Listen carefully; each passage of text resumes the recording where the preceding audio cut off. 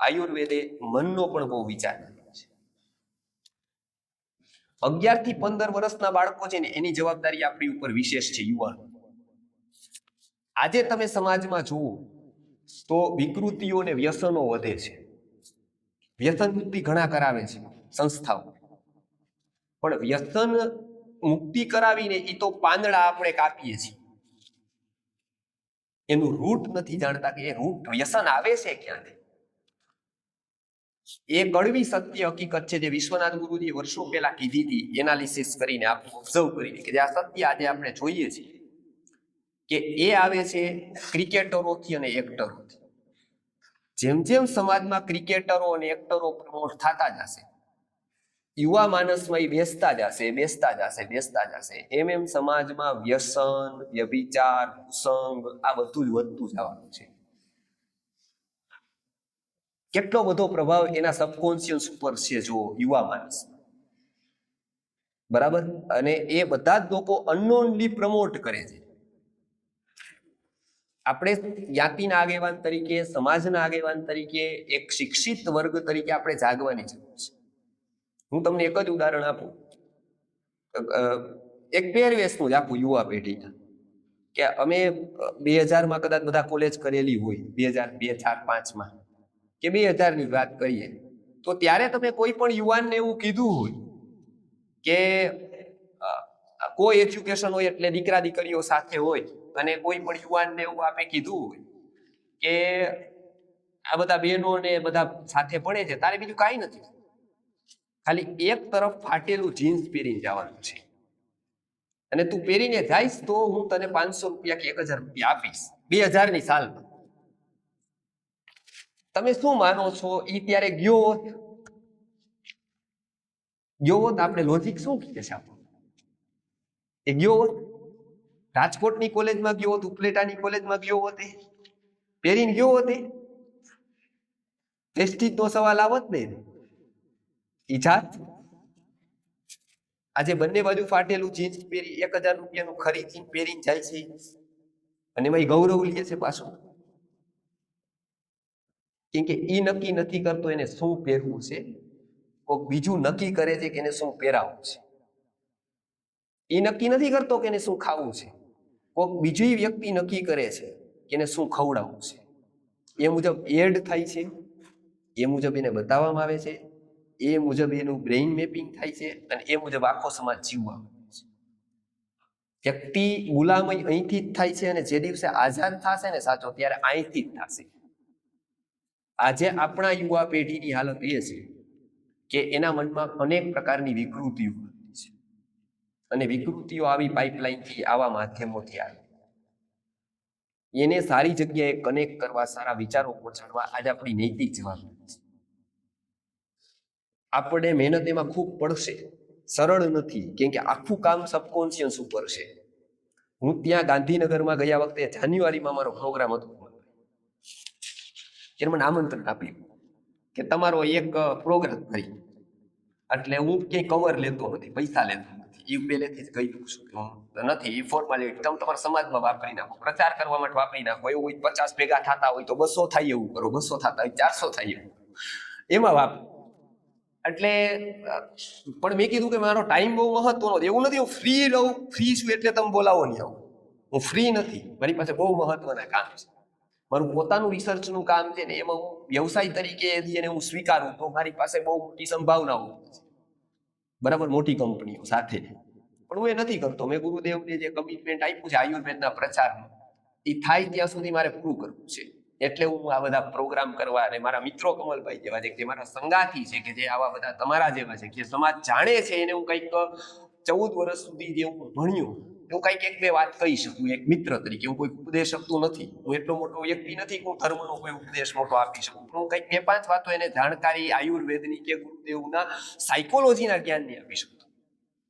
એટલે મેં કીધું કે બરાબર, મારો પ્રોગ્રામ છે, મને ટાઈમ ટેબલ આપો. તો એને મને આપ્યું કે મારા પછી જ એક મુંબઈ એક્ટ્રેસને ડાન્સ રાખ્યું હતું. એટલે મેં કીધું કે પેલા કપડું મેલું થાય અને પછી ધોવાય તો હું સમજું છું, પણ પેલા ધોઈને તમે ગટરમાં નાખો છો તો આનું. એનો ડાન્સ રાખ્યો રાત્રે અને મારું પ્રવચન રાખ્યું સાંજે. એટલે મેં કીધું કે પેલા કપડું કાદવમાં હોય પછી ધોવાનું હોય તો બરાબર, ડ્રાય ક્લીન કરવાનું હોય તો બરાબર, પણ વ્યવસ્થિત ધોઈને ડ્રાય ક્લીન કરેલું કપડું બટરમાં નાખવાનું હોય તો હું કામ આવું ડ્રાય ક્લીન કરવા ધોવા?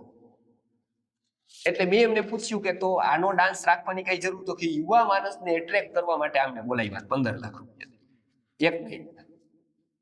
તો મેં કીધું કેટલા યુવાનો આવશે? તો કે લગભગ 1000 યુવાનો આવે. બરાબર છે. એટલે પત્ની કીધું તો એને જ બોલાવો, બીજું સાંજનો કાર્યક્રમ એવા જ કોક રાખી દો તો પછી મારું કઈ પ્રયોજન નથી. તો એને વધારે પ્રભાવ કરવા માટે કીધું કે તમે પેલા ના પાડતા પેલા મારી સંસ્થા વિશે જાણી લો, પછી તમે ના પાડજો, અમારું કેટલું કામ છે એ તમે જાણી લો. તમારું એવું નહીં હોય એવું મારું છે. ના અમારું કામ એ કઈ એટલું બધું છે નહીં કીધું. તો કે આ બ્રોશર આલ્યો, લાંબુ બ્રોશર હતું, એમાં એના બધા આંકડા આપ્યા હતા કે ભાઈ આટલા લોકોને મેં સિગરેટ છોડાવી, આટલાને તમાકુ છોડાવી, આટલાને દારૂ છોડાવ્યું, આટલાને આ છોડાવ્યું, આટલાને આ છોડાવ્યું, આટલાને આ બધું ચા સુધીના વ્યસન લખી ગયા બધા આ સહી બધા. આ તો ઘણું કામ કહેવાય થાનું. તો કે આટલું અમે કરી જવું વિચારું. બરોબર છે. તો કેટલા વર્ષથી મેં કીધું કરો છો? તો કે 10 વર્ષથી. તો મેં કીધું કે જે 10 વર્ષનું તમે આ પુણ્ય ભેગું કર્યું ને આજે એક રાતમાં ધોઈ નાખશો. તો કેવું કેમ કયો છો? એટલે મેં કીધું કે જો તમને હું લોજિક આપું કે તમે આનો ડાન્સનો પ્રોગ્રામ રાખશો, 1000 યુવાનો જોશે તો ક્યાં, પછી રીલ ફેરવશે તો ક્યાં, એને સુરતના શેઠિયાઓ જોશે તો ક્યાં, તો એ તમે 15 લાખ જઈને એને બોલાવ્યા એને 20 લાખ નહીં બોલાવશે. બરાબર? એ ડાન્સ એવી જ કરશે, બ્રેક ડાન્સ ઓલો એટલે ઓર યુવાનો મજા આવશે. એટલે મુંબઈ વાળા શેઠિયા 25 લાખ લઈને બોલાવશે. તમે એને પ્રમોટ કરતા જશો, તમે પાઇપલાઇન બિછાવો છો, આ તમને ખબર નથી. હવે મલ્ટીનેશનલ કંપનીને અહીંયા ડ્રગ લઈ આવવું હશે, સિગારેટો લઈ આવી હશે, વ્યસન લઈ આવવા હશે કે જુગાર લઈ આવવું હશે. એને મારી જેમ સેમિનાર કરવા નહીં આવું, કમલ લઈને ભાઈ મને લઈ આવે ગાડીમાં મૂકી આવે ને વ્યવસ્થા કરે તમારા બધાની, મારી વ્યવસ્થા કરે, એવું એને કરવું નહીં. પણ એને કઈ સેમિનાર નહીં કરવું, કેમ કે પાઇપલાઇન તો તમે વિછાવી દીધી છે યુવામાં, એનો ચહેરો તમે બનાવી દીધો છે.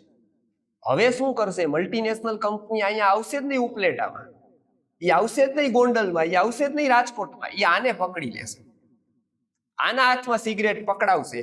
બોલો 1 કરોડ યુવાનોના હાથમાં સિગરેટ આવશે કે નહીં? કે નો આવે? આવે ને. આના હાથમાં ડ્રગ્સ પકડાવી દે 1 કરોડના હાથમાં આવી જાય. આપણે કરીએ રાખી દારૂબંધી, ડ્રગ્સમાં વ્યસન મુક્તિ અભિયાન બધું કરે રાખી, એ લગે કે આ વધે, ઓલું વધે કે આ વધે? આ વધે. કેમ કે આની અસર છે ને સબકોન્શિયસ ઉપર છે, ઓલી કોન્શિયસ ઉપર કાંઈ ન થાય. તો એ 12 સાયન્સ સુધી ભણે જ છે કે વ્યસન શું નુકસાન કરે છે. એ નથી ખબર એવું નથી, વ્યસન કરવાવાળા બધાને ખબર જ છે ને શું નુકસાન થાય. હમણાં એક લેખ આવ્યો હતો ત્યારે અમારે વારાણસી બાજુ, તો એને પત્ની દરરોજ સમજાવે, અમારી પાસે લઈ આવે, સાહેબ કઈ એવી ઔષધિ હોય વ્યસન છૂટી જાય? એવી તમે શોધ કરી છે, હવે કદાચ મળી જાય તો હારા માર્કા. તો કે એવું કઈ હોય તો એક લેખ આવ્યો સરસ રીતના પેપર કે વ્યસનના નુકસાન, તેમાં બધાના એનાલિસિસ સાયન્ટિસ્ટોને આપ્યા 10-10 કે ભાઈ દારૂથી ક્યાં ક્યાં રોગો થાય, આનાથી ક્યાં થાય, સિગારેટથી ક્યાં થાય, તમાકુથી ક્યાં થાય. તેના પતિ હતા એને મલ્ટિપલ વ્યસનો હતા, સાંજે સિગરેટ જોઈ, બપોર તમાકુ જોઈ, સવારે આ જોઈ તે જોઈ, એ બધા વ્યસનો હતા મલ્ટિપલ.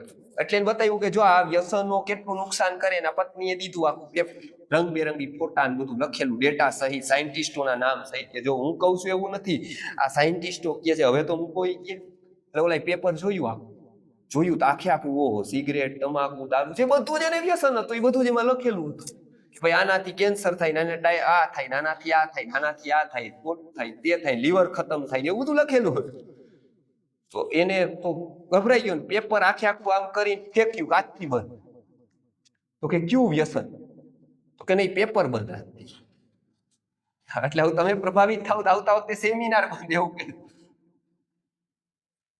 કે હવે એનું માઇન્ડ એવું થઈ ગયું હતું કે હવે એના વિપરીત મારે કઈ સાંભળવું નથી. કેમ? તો કે એ સબકોન્શિયસમાં વયું ગયું. જો હવે એનાથી બીજું વિચારી ન શકે, આ સબકોન્શિયસમાં જાય છે. એટલે 11 થી 15 વર્ષના યુવાનોને ખાસ નમ્ર વિનંતી છે, એનું જ્યારે માઇન્ડ ડેવલપ થતું હોય, મનોમય કોષનો વિકાસ થતો હોય, ત્યારે આવી વિકૃતિઓથી આપણે એને બચાવવા જોઈએ. એના માટે આપણે ગુરુકુલ વતી કાર્યક્રમો કરીએ છીએ. એ આખા એવા કાર્યક્રમો હોય છે કે એનું માઇન્ડસેટ ચેન્જ કરે. એને ક્રિકેટર અને એક્ટર સાથે કનેક્શન ન કરાવો, એને કેરેક્ટર સાથે કનેક્શન. કે કોઈ પણ કક્ષાના કોઈ પણ ફિલ્ડના સંતો હોય, કેરેક્ટર હોય, એ સારા વ્યક્તિ છે, એ આઈડિયલ વ્યક્તિ છે. એને કંઈ પણ ગમે, એ કોઈ સારા વ્યક્તિને, કોઈ સારા ચરિત્રને, કોઈ સારા મહાપુરુષને, કોઈ પણ ક્ષેત્રના હોઈ શકે, આયુર્વેદના હોય, હોઈ શકે ધર્મના હોય, અધ્યાત્મના હોય, કોઈ પણ ક્ષેત્રના ગુરુ હોય, કોઈ પણ જગ્યાએ એની કક્ષા તો એ સાચવશે. એનું એ કમિટમેન્ટ છે, એ એવી કક્ષાએ નહીં ઉતરે ક્યારેય. એ યુવાનો વ્યસને નહીં ચડાવે, ક્યાંય પણ હશે, એની બે ચાર ભૂલો હશે, પણ એ યુવાનોને આ નહીં કરે. એ ભારતીય સંસ્કૃતિનું મહત્વ છે કે એ ગુરુદેવ કહેતા કે 100 રને કે 300 રને કે 400 રને કે 500 રને નોટ આઉટ રહેવા વાળો ક્રિકેટર એટલું ટેમ્પરામેન્ટ છે, પણ એ નોટ ઉપર તો આઉટ થઈ જ જાય. થઈ જાય કે ન થઈ જાય? 300 રને નોટ આઉટ રહેવા વાળો ક્રિકેટર નોટ ઉપર તો આઉટ જ છે. પણ અહીંના એવા સારા આપણા લોકો છે, ચરિત્રો છે, સારા લોકો કામ કરે છે, લીડરો છે, એ આ બાબતે ક્યારેય આવું યુવાનોને આવું તો નહીં જ શીખડાવે. એટલે ખાસ આવા યુવાનોને જોડો. અને અંતિમ કે એક સ્ટોરી ટેલિંગનું બહુ મહત્વ છે આપણે. કંઈ પણ તમે એને શિક્ષક તરીકે તમે છે ને એક સ્ટોરી ટેલિંગનો કોર્સ તમારો થાય છે, બરાબર? તમારે બાળકોને કેવો સંવાદ કરવો ને, કેવો સંવાદ કરવો એની સાથે, કેમ કે તમે એના માઇન્ડમાં જ્યારે પુસ્તકોથી નાખશો તો એટલું બધું નહીં આવે. માહિતી આવશે કે આ જન્મ, આ શિવાજી વાં જન્મ્યા ને ઓલા વાં જન્મ્યા ને રામ આ ભગવાન આ વખતે થયા ને આપણો ઇતિહાસ આવો, એ બધું માહિતી આવશે. નોલેજ આપવું હશે ને, જેનું હાર્ટ ટચિંગ હશે, જેનો માઇન્ડસેટ ચેન્જ કરવાનો છે, એના માટે આપણા ઋષિ મુનિઓએ એક સરસ કન્સેપ્ટ આપ્યો છે, સ્ટોરી ટેલિંગ છે. જે પિક્ચર સિરિયલમાં એનો યુઝ થાય છે, જો એ આપણા સબકોન્શિયસ ઉપર ઇફેક્ટ કરે છે, એટલે આપણી ટેવો બદલાવે છે, આપણા ગમા અણગમા બદલે છે, આપણી આખી લાઈફસ્ટાઈલ એને આધારિત થઈ જાય છે. બાળકોને આ સ્ટોરી ટેલિંગ દ્વારા આપણે સારી વસ્તુ કરવાની છે, પોઝિટિવ, એનામાં સારા ગુણો વિકસાવવાના છે. એટલે હું તો હમણાં પ્રોગ્રામ કહું છું કે હવે તમે જ્યારે તારલાઓનું સન્માન રાખો, તેજસ્વી તારલા, ત્યારે 90% આવે એને તો બધાય સન્માન કરશે, બધી સ્કૂલો કરશે, બરાબર? અને નહીં કરે માતા પિતા તો 100% કરશે, બરાબર? એને તો બધી પ્રતિષ્ઠા જ છે. પણ ચોરી ન કરી અને જે નાપાસ થયો છે, ભલે નાપાસ થઈ ગયો પણ એને ચોરી ન, એનું સન્માન એનું કરો કે જે ઈમાનદારીથી, પ્રામાણિકતાથી ખોટું નથી કહ્યું. એવા બાળકને, કેમ કે આપણે ગુણોની કદર નથી કરતા. ગુણો સમાજમાં ક્યાંથી વિકસે? આપણે માર્કની જ કદર કરીએ છીએ, પેપરની જ કદર કરીએ. 400 જણાને અમે સન્માન આપ્યું, 300 શું કર્યું? તો કે 80% લઈ આવ્યું. એટલે બાળક હંમેશા એ જ વિચાર છે કે હું 80% કેમ લઈ આવું, એની હાવું લઈ આવું, એટલે આ લોકો સન્માન કરે. આપણે ગુણોની કદર કઈ કરી? ક્યાં બાળકને આપણે ગુણોની કદર કરી કે અમે સત્ય તું બોલ્યો છો, તારું પરફોર્મન્સ એવું છે, તારું ડેડિકેશન એવું, તું નિયમિત એવો છે ને, એટલે હું તને સન્માન. ગુણોની કદર ન થાય ને, તો ત્યારે ગુણોનો વિકાસ ન થાય. એટલે આપણી એજ્યુકેશન પદ્ધતિમાંથી ઘણું બધું લેવા જેવું છે. ગુરુ એ અમારે બાળકોમાં એવું થાય કે અમે એને ગુણનું કહીએ કે ભાઈ આ બાળકમાં 2 મહિને કયો ગુણ વિકાસ થયો, તો કે એ બાળક એને ઘરે જઈ અને માતા પિતાનું માનવા માંડ્યો, એની સેવા કરવા માંડ્યો, એને સંવાદ કરવા માંડ્યો, હેલ્પ કરવા માંડ્યો, એ ગુણ એનો વિકાસ થયો ને, એટલે આ વખતે એનું સન્માન છે. એને ડઝન મેટર એને ટકા કેટલા આવ્યા છે, તો એ આદર્શ વ્યક્તિ બનશે. આજે આપણી સમસ્યાઓ છે ને, એ અભણ લોકોની નથી, ભણેલાઓની છે. આ ઝઘડા કોના છે? અભણના છે, ભણેલાના છે. તમે વિચાર, કોર્ટ કોના કેસોથી ભરાય છે? કોણ ખોટું બોલે છે? કોણ પ્રોપર્ટી માટે લગ્ન કરે છે? કોણ ખોટું બોલે છે?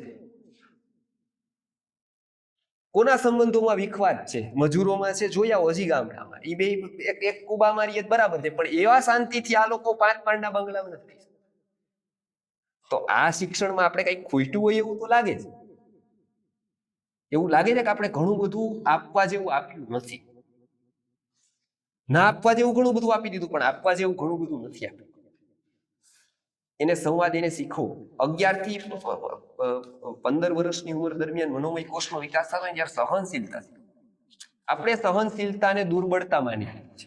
આજે મારે અહીંયા કાર્યક્રમ કરવા આવવું હોય ને, ફ્રી જ કાર્ય, કમલનયનભાઈને ફ્રી જ કરવાનું, એને પોતાના પૈસા જ ખર્ચવાના હોય. અમારે ઉપલેટા પોતાનું જ બધું બાળીને પોતાનું જ આપીને છતાંય અમારે સહન કરવું પડે.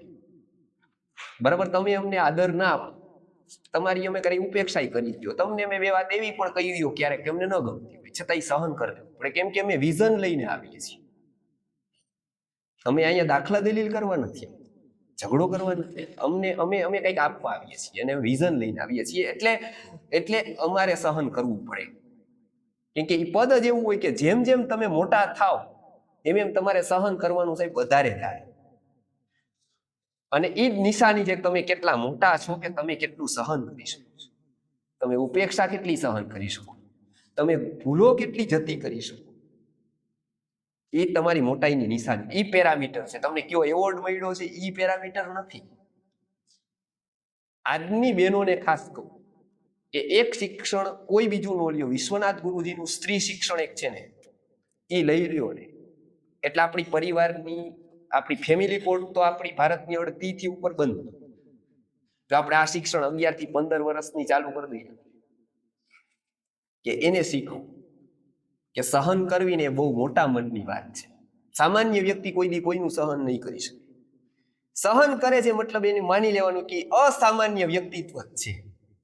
એ ચાહે શિક્ષક છે, ચાહે ડોક્ટર છે, કોઈ પણ વ્યક્તિ જે સહન કરે છે ને કંઈક, એટલે માનવાનું કે એનામાં કંઈક અસામાન્યતા એવી આવી ગઈ છે, કોઈક વિઝન એનામાં ઘટિત થઈ ગયું છે કે એ બહુ મોટો વ્યક્તિ છે કે સહન કરી લે છે. કોઈ આપણે એનું કનેક્શન કોની સાથે કર્યું? પિક્ચર હોય, સિરિયલ હોય, પેપર હોય, બધા શેના સાથે કરાયું કનેક્શન? કેમ કે આપણું સબકોન્શિયસ એ કનેક્શનથી બધું ગ્રહણ કરે. એનું કનેક્શન દુર્બળતા સાથે કરાય. પિક્ચરમાં સાસુ એક વાત કહે તો વો 2 વાત એને સંભળાવી, એટલે આપણા કોન્શિયસમાં જાય કે જો સંભળાવવા વાળી વ્યક્તિ મોટી કહેવાય. હું કોઈનું સાંભળી ન લઉં, હું કહી જ દઉં. આમાં આપણે સંસ્કાર ખોઈ બેઠા.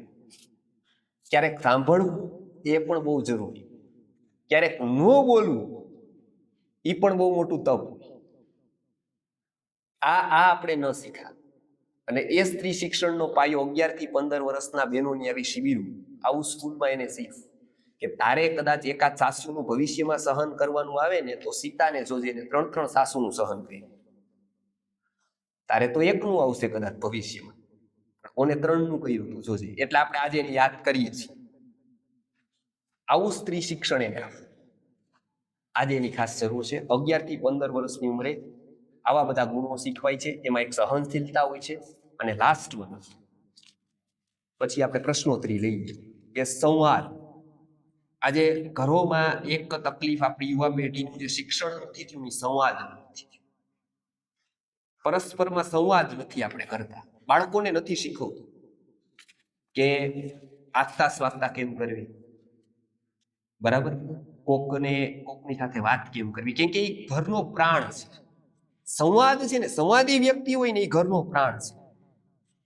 બરાબર, એ ઘર જાગતું, ઘર ભર્યું લાગતું હોય. ભલે ઘરમાં એટલી બધી સગવડતા હોય, કદાચ પગાર ટૂંકો, પણ એ આનંદ ક્યારે આવે? એ જાગતું ઘર ક્યારે લાગે? કે જ્યારે એ સંવાદ. અને અત્યારે આપણે સૌથી મોટું મિસિંગ એ થયું છે, ટેકનોલોજી આવતા આપણે વાત નથી કરતા, ચેટ કરીએ છીએ. ઓલો વાંથી કે કાલ વાત નથી કરતા, સંવાદ નથી કરતા. રાજકોટ અમે લોકો જઈએ, મેં તમને વાત કરી એમ આયુર્વેદના વિડીયો ઘણા બહેનો સાંભળે મારા. એટલે અમે લોકો દર 15 દિવસે કે 1 મહિને નીકળીએ. ત્યારે બધાના કામ હોય તો અમે કહીએ કે અહીંયાથી ગોપાલવાડા કહે કે હવે મોકલે ડ્રાઈવરને કાને તેને બધાને, ભાઈ સિટીમાં ગુરુજીને જવું છે તો યાર એક પ્રોગ્રામ કરીએ, 2-4 લોકોને મળીએ. એટલે દર વખતે જઈએ તો એક બેનનો ખાસ આગ્રહ હતો, મારા એક સંબંધી થ્રુ કેવડાવતા હતા કે એમને કહેજો ને અહીંયા આવે એકાદ વાર મળે. એમ અહીંયા આવતા જ હોય છે, રેસકોર્સ પાર્ક પાસે, એરપોર્ટ ફાટક પાસે, તમને મળતા જાય એમ.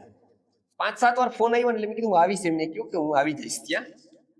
એટલે પછી એકવાર વળી હું ગયો તો મોટા ભાગે રાજકોટમાં ચોમાસામાં હોવ એટલે આ જ સમયે મારે બધી જગ્યાએ મળવાનું, નાનું ત્યાં જવાનું. બાકી બહાર હોવું, મુંબઈ ને પુના, બેંગ્લોર ને બધે. એટલે ગયો તો ફોન કર્યો, ક્યાં છો? તો કે હું બસ શાક લેવા જાઉં, શાક લેવા ગઈ 15 મિનિટમાં આવું, તમે ત્યાં રહ્યો, મારી દીકરી છે જ અંદર. એ મને ઓળખે જ છે, પાછા શિબિરોમાં આવે છે. એટલે મેં નોક કર્યું, કેમ કે બહાર વરસાદ વરસતો હતો. તો એની દીકરીએ બારણું ખોલ્યું, 22-23 વર્ષની દીકરી. એટલે ઓલું હેન્ડ્સ ફ્રી ભરાવેલી હોય હવે બધામાં, કેમ કે પેલા ડોક્ટરો જોવા મળતા સ્ટેથોસ્કોપ વાળા, હવે લગભગ બધા ડિસેન્ટ્રલાઇઝ થઈ ગયું, ડોક્ટરનો ઇજારો કર્યું, બધાએ લઈ લીધું બરાબર, જ્યાં જોઉં ત્યાં બધાએ કા બ્લુટૂથ હોય કા, અને 2-3 વર્ષ પહેલા આખું ભરાવી હતી ને, એક હાથમાં મોબાઈલ અને એમને ઊભી રહી દ્વાર ખોલી દે. એટલે પછી વરસાદ વરસતો તો એટલે મેં પૂછ્યું અંદર આવી તો ક્યાં આવ, એટલે અમે અંદર ગયા તો અમને હોલમાં બેસાડી, એ બેડરૂમમાં. પછી 15 મિનિટ અમે અંદર બધી ચેટ કરતી હતી. એટલે પછી ત્યાં અમે બેઠા રાહ જોતા હતા ઓલા બેન ક્યારે આવે. એ તો બિચારા વરસાદના પલટતા પલટતા એક્ટિવામાં આવ્યા. 15-20 મિનિટ અમે બેઠા હતા, અમે 2 લોકો હતા તો વાતચીત કરતા હતા. તો પછી આવ્યા તો કે પાણી પીધું, મેં પૂછ્યું નથી કોઈ, સારું લઈ આવું પાણી, એટલે પાણી.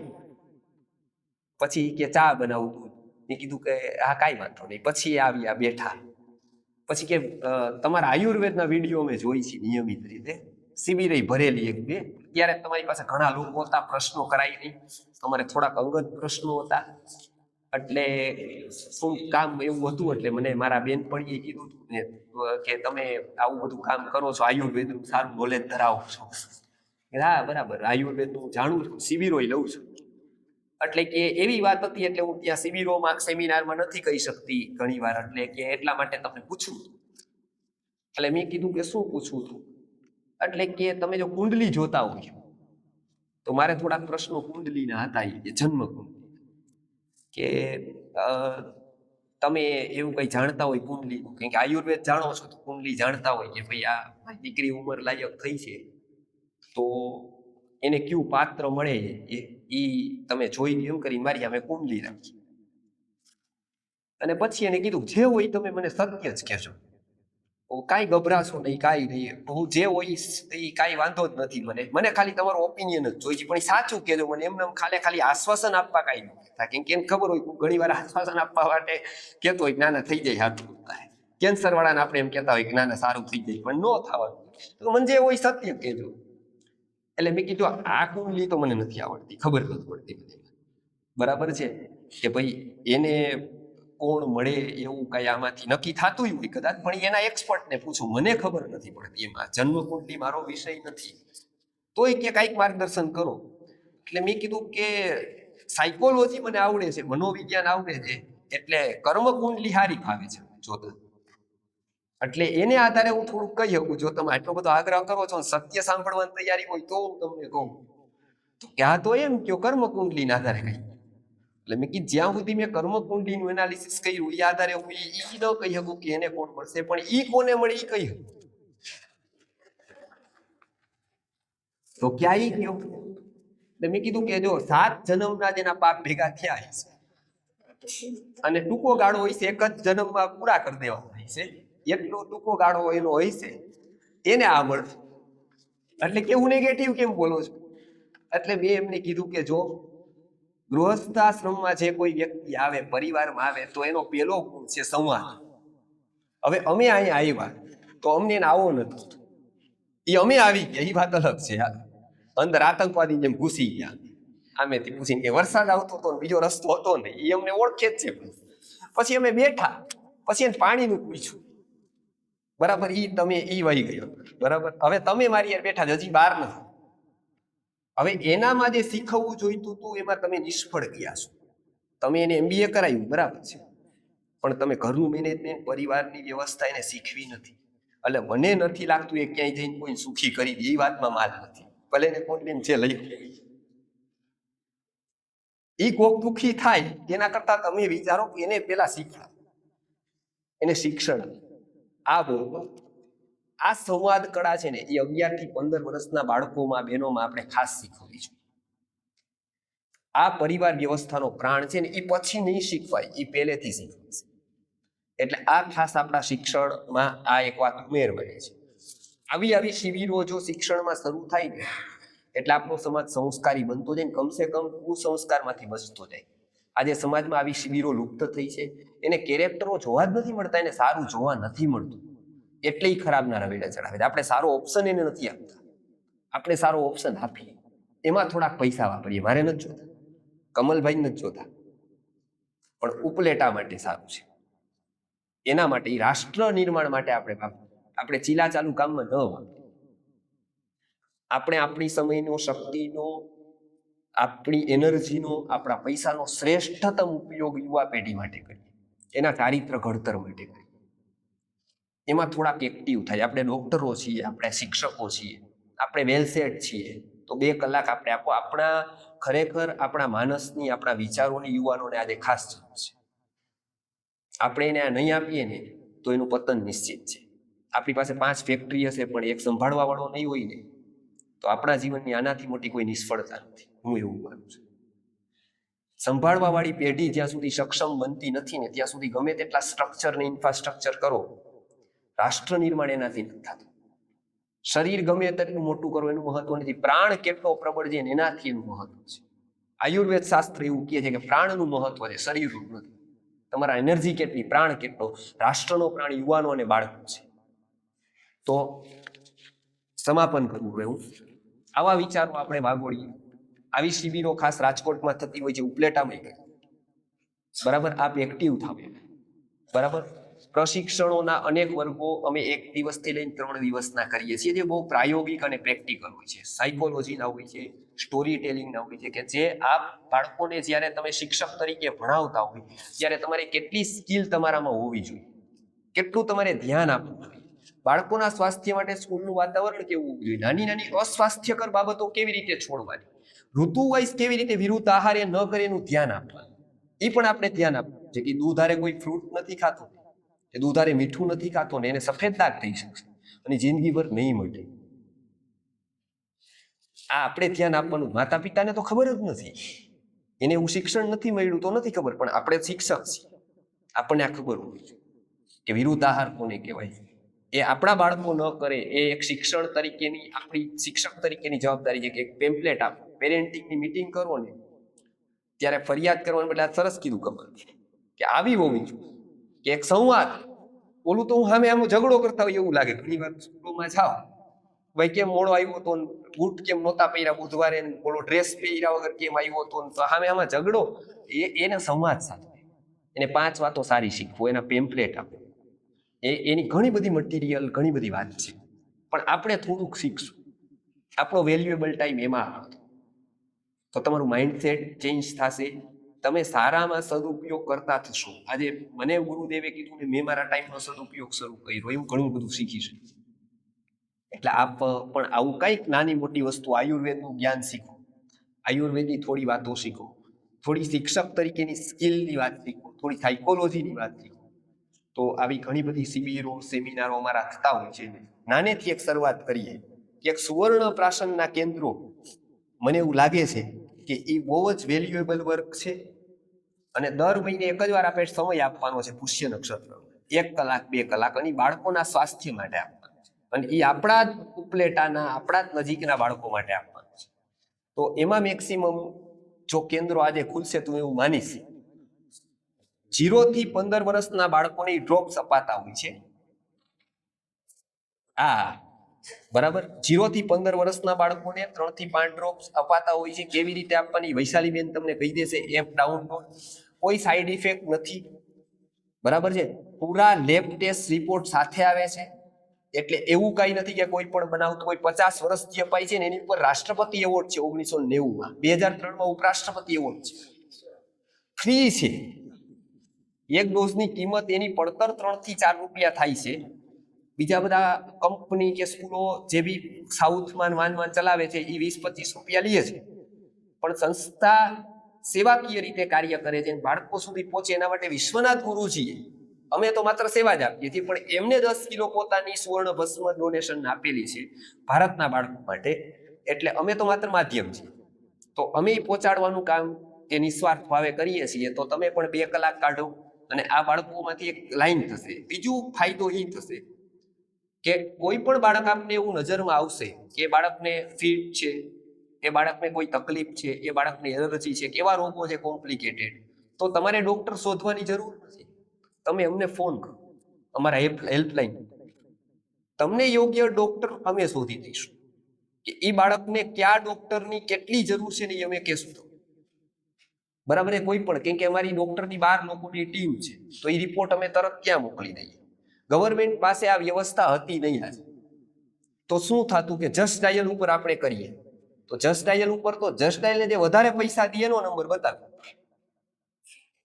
એની પાસે તો એ ક્રાઇટેરિયા નથી ને કે ભાઈ સાચા ડોક્ટર આનામાં એક્સપર્ટ ક્યાં છે. પણ અમે એ પ્રયત્ન કરીએ છીએ કે સારામાં સારા ડોક્ટરો અમારી સાથે જે સંપર્કમાં હોય એને અમે લઈએ. આયુર્વેદના, હોમિયોપેથીના, એલોપેથીના, એમાં પણ અલગ અલગ વિભાગના, ઈએનટી, ગાયનેક, બધા મિત્રો એક પ્રકારે હોય, ક્યાંક ગુરુજી સાથે જોડાયેલા હોય અને પાછી એક્સપર્ટીઝ હોય એ લાઈન. તો અમે એમને નિસ્વાર્થ ભાવે કંઈક તમારા નજીકમાં અહીંયા છે ને દરરોજ લગભગ અમે 8-10 લોકોને કહેતા આવીશું, બંગાળથી, બિહારથી, ઓડિશાથી, કે એને યોગ્ય જગ્યાએ અમે કનેક્ટ કરાવી દઈએ. અને એનું પરિણામ સુંદર એવું મળ્યું કે તમારે અહીંયા સાપરમાં જ અમૃતભાઈ ગઢિયા છે, એમની મેં પરમિશન લીધી છે આ વાત કહેવાની. એમના સસરાને રેટિનામાં તકલીફ હતી, એટલે ગુરુકુલ આવ્યા હતા. બેન પણ હતા, ગુરુકુલ આવ્યા એટલે એને આખું થપ્પો લઈને આવ્યા કે મેં આ વૈદની દવા કરી છે, રેટિનાની તકલીફ છે. એટલે મેં જોયું, મેં કીધું કે જો રેટિનાની જે તકલીફ છે ને એમાં આ દવા કામ નહીં કરે, બરોબર, અમે પણ તમને આપી શકશું, પણ અહીંયા એ દવા નહીં થાય. તમારી એ દવા છે ને એ ત્યાં એની રેટિના ચાલ્યો જાય એમ જ. તો ડોક્ટરોએ, આઈ સ્પેશિયાલિસ્ટે કીધું હતું કે ભાઈ આમાં એલોપેથીમાં તો દવા નથી, બચવાના કોઈ ચાન્સ નહોતા આંખના. પણ શ્રીધર્ય વાયુ હોસ્પિટલ કેરલામાં કામ કરે છે, એનું ખૂબ જ ભારતમાં મોટું નામ છે, રિસર્ચ છે, પણ અહીંયા એનો પ્રચાર નથી. એટલે અમે એને કીધું કે અમે તમને વાત કરાવી દઈએ, તમારે એકવાર જવું પડે, પણ બાકી બધું તમને અહીંયાથી ગોઠવી દઈએ. અને એમને અમે ફોનમાં વાત કરાવી દીધી અને ત્યાં મોકલી દીધા. આજે 1 વર્ષ થઈ ગયું, એમને રેટિનાની બિલકુલ કોઈ તકલીફ નથી, સારું દેખાવામાં. તો એક વ્યક્તિની આંખ બચી ગઈ, માત્ર અમે કઈ એને દવાઈ નથી, અમે તો માત્ર એને જોડી દીધા. એમ બાળક રોગો, મહિલાઓના રોગો, એવા કોઈ પણ બાળકો આપણા ધ્યાનમાં આવે તો આ એક બાળ સ્વાસ્થ્યના મુવમેન્ટને કારણે ગામડેથી અમને બાળકોના ફોન આવે. તો અમારા બહેનો દિવસે તો ઉપાડે જ છે, પણ ઇમરજન્સીમાં રાત્રે ફોન ઉપાડે છે. 11-12 વાગ્યા સુધી ફોન ચાલુ જ હોય છે કે ભાઈ મારા બાળકને આ તકલીફ છે, આ સમયે શું કરાય, આ સમયે શું કરાય, આવું કરે છે. ઇમરજન્સીમાં અમે એને યોગ્ય ઔષધો ઘરેથી માર્ગદર્શન આપી દઈએ. અને અત્યારે સ્થિતિ એવી થઈ ગઈ કે સારામાં સારી કે ડોક્ટરોના ફોન આ બહેનોને આવે. અમારી ટ્રેનિંગ લીધેલા સામાન્ય બહેનો હોય ને 15, એને ડોક્ટરો ફોન કરે કે આમાં શું કરાય બેન કયું, અને એ કીએ. અને અમે હંમેશા એ પ્રયત્ન કરતા રહીએ કે આપણે બાળકોને સ્વસ્થ કરવા માટે, કેમ કે કોરોના જેવી કોઈ બીમારી આવે, ન આવે એવું કહીએ, પણ આવી જાય તો આપણી પાસે બીજું કોઈ હથિયાર નથી સિવાય ઇમ્યુનિટી. આપણી ઇમ્યુનિટી સારી હશે ને તો આ બ્રહ્માંડના નહીં, બ્રહ્માંડના અંતરના પણ વાયરસ આવી જાય ને તો કાંઈ ન કરી શકે. પણ આપણી ઇમ્યુનિટી ડાઉન થાય ને તો એક શરદીનો વાયરસ આપણી ઉપર ભારી થઈ જાય. એટલે આપણી પાસે જે શસ્ત્ર છે ઇમ્યુનિટી છે. બાળકની ઇમ્યુનિટી માટે આજથી 3000 વર્ષ પહેલા કાશ્યપ સંહિતામાં સુવર્ણ પ્રાશનનો ઉલ્લેખ કરાયેલો, અને અંગ્રેજોએ નોંધ્યું છે કે ભારતના 99%થી વધારે બાળકો તો સ્વસ્થ જ હતા, એને કોઈ બીમારી જ નહોતી. એક જ વૈદ હતા, એ બધાની દવા કરતા, તેમાં સૌથી ઓછો રેશિયો બાળકોનો હતો, કેમ કે એની તો ઘરે જ દવા માતા પિતા કરી લેતા કે દાદા દાદી કરી લેતા હતા, કસારા હતા એના ઔષધો હતા, આપણે ભૂલી ગયા છે. તો આ એક ઇમ્યુનિટી વાળું સાધન સુવર્ણ પ્રાશનનું છે કે એવરી મંથ 850 કેન્દ્રો ઉપર અત્યારે ચેઇન ચાલે છે, સારું અપાય છે. આપણે પણ આપણા શહેરોમાં ચાલીએ તો એક સ્વાસ્થ્યની મુવમેન્ટ શરૂ થશે. એમાંથી આપણે કોઈ સ્વાસ્થ્ય વિશે વધારે જાણવું હોય, શિબિરો કરવી હોય, તો અમારી શિબિરો નિયમિત 2-3 મહિને રાજકોટમાં, અમદાવાદમાં થતી હોય છે. ત્યાં આપ આવો શીખો. ગર્ભાવસ્થામાં કોઈ છે તો એનું કાઉન્સિલિંગ એક થતું હોય છે સ્પેશિયલી. આમ એ કાઉન્સિલિંગની બહુ મોટી ફીસ છે, બરાબર છે, પણ અમે સાયકોલોજીકલ કાઉન્સિલિંગ સંસ્થા વતી ટોટલી ફ્રી કરીએ છીએ. બરાબર, એવું નથી કે એનામાં કાંઈ નહીં હોય એટલે ફ્રી છે, પણ એ બહુ મહત્વનું છે. અને પછી 3 સંસ્કારો એને કરાવીએ છીએ, ઓનલાઈન અને ઓફલાઈન. એ સંસ્કારોમાં 3 વાત અમે એવી કહીએ છીએ 3 સંસ્કારો દરમિયાન ને, એમાં પછી કોઈ પણ ગર્ભ માટેનો પ્રશ્ન હોય તો બેનને ફોન કરે એટલે તરત એને આન્સર આપે ને એને સમજાવી દે કે આ વસ્તુ કરાય ન કરાય. એમાં એ ઘણા બાળકોને એનાથી લાભ થાય છે, ગર્ભવતી મહિલા. કેમ કે ગાયનેક પાસે 8 મિનિટથી વધારે ટાઈમ નથી તમને આપવાનો, એમની પાસે નથી, કેમ કે પેશન્ટ જ એટલા છે. એમને 8 મિનિટથી વધારે, 8 મિનિટમાં તમારું ચેકઅપ કરે રૂટીન, 8 મિનિટમાં શું કરે તમે વિચાર તો કરો, કેટલું કામ છે. એટલે આ સંસ્થા એવું માને છે કે તમારે હેલ્થનું નોલેજ તમારે જ લેવું. આપણે જ આપવું પડે. સામાન્ય શું ખાવું શું ન ખાવું, કેવી રીતે એનું લોજિક સાથે સમજવું પડે. એવું શિક્ષણ આપણે સમાજમાં શરૂ કરીએ તો આપણે ફરી પાછા આપણી ઉત્કૃષ્ટ ભારત, જ્ઞાનમય ભારત હતું એ તરફ આપણે કરી શકીએ. આપણે સમાજમાં આવું શિક્ષણ જીવતું જાગતું કરીએ. એના માટે આપણા આશ્રમો હતા. અહીંયા જુનાગઢમાં આપણે ધન્વંતરી પરિવારનો સરસ બાપા આશ્રમ ચલાવતા. આવી આયુર્વેદની સેવા ભગવાન ધન્વંતરીની કરતા. આપણે આવી વાત ખબર જ નથી. આપણા યુવાનોને પૂછો કેટલા એક્ટર છે, કેટલા ક્રિકેટર છે, કહી શકે, પણ 5 આયુર્વેદના વૈદ્યો ઉપલેટામાં ક્યાં થયા તેને ખબર ન હોય. કેમ કે આપણે જ પ્રમોટ એને નથી કરતા. આપણે જ એની ઉપેક્ષા કરીએ છીએ, તેને ક્યાંથી ખબર. કેવી કેવી ભારતમાં વાત હતી. તમને એક અંતિમ ઉદાહરણ, નાનભટ્ટ બાપા અહીંયા હતા, એ ગુજરી ગયા ત્યારે 6 પ્રકારની સર્જરી પોતે કરતા. મોતિયાનું ઓપરેશન પોતે કરતા. અહીંયા ગઢડા મોતિયો ઉતારી દેતા. એટલે ગુજરાતી ભાષામાં એક શબ્દ આવ્યો, આંખના પડળમાં કફનું પડ જામી જાય તો સુવર્ણની સલાકાથી દેવ્ય છિદ્ર કહેવાય એને. અહીંયા એક કાણું હોય આપણા ડોળાઓ, ત્યાંથી એવી સૂક્ષ્મ હોય વાળ જેવી, અને ઈ ત્યાંથી આવી રીતે આમ કરે ને ઘસે અને આમ ઉતારી દે એટલે ઈ તરત કફનું પડ ઉતરી જાય, આંખ સારી થઈ ગઈ, તરત પાટો બાંધી ઈ સમયે. એટલે ગુજરાતી ભાષામાં શબ્દ આવ્યો, જોજો. આજે તો એને સર્જરી કરીને કાઢાય, પણ આજે ગુજરાતી ભાષામાં તમે શબ્દ કાઢશો તો પથરી કાઢી એવું કે. કોઈ પણ તમે સર્જરી કરો અને કોઈ પણ વસ્તુ કાઢો તો એને કાઢવું એવું કહેવાય ગુજરાતી ભાષામાં. ભગવત ગોમંડલ વાંચજો એકવાર. મોતિયો છે ને એ ઉતરાવ્યો એવું જ કહેવાય. હજી કાઢ્યો એવું ન કહેવાય. આજ તો છે તો કાઢે છે, આજે ઉતરાવે છે કે છતાં શબ્દ શું છે? ઉતરાવ્યો કહે છે ને. કેમ તો કે આયુર્વેદની સર્જરી જે થતી હતી ને એ ઉતરાવાની. કાશીરાજે 3 મહિના એની રાહ જોઈ હતી. પ્રભાશંકરભાઈ ગઢડાવાળા, નાનભાઈ ભટ્ટ ગઢડાવાળા જયારે ત્યાં છે ગયા ત્યારે કાશીરાજે પોતાના આખું ઓપરેશન આમની પાસે કરાવ્યું. કાશીરાજ એટલે કેવડું મોટું સ્ટેટ છે, કેવડું મોટું રજવાડું છે, એને પોતાનું આખું ઓપરેશન હતું આમની પાસે કરાવ્યું. આપણે એવા લોકોને ઓળખતા નથી, પ્રમોટ નથી કરતા, શીખતા નથી. આપણને ખબર જ નથી એના વિશેની કઈ, કે કેવા કેવા લોકો આપણી આસપાસ હોય છે. તો આપણે થોડુંક આજે મેં જેટલી પણ અતિ વાત એટલી મેં આપને વાત કરી, શેર કરી. આયુર્વેદની બહુ મહત્વની વાતો છે, બાળકોના માનસશાસ્ત્રની એવી વાતો છે, શિક્ષણની, બાળ માનસના શિક્ષણની એવી વાત છે. એમાંથી જેટલું લઈ શકાય, જેટલું આપ કરી શકો એટલું યુવા પેઢી અને આપણી આવતી પેઢી માટે કરો, એટલી અભ્યર્થના સાથે આજનો આ વિષય આપણે પૂરો કરીએ છીએ.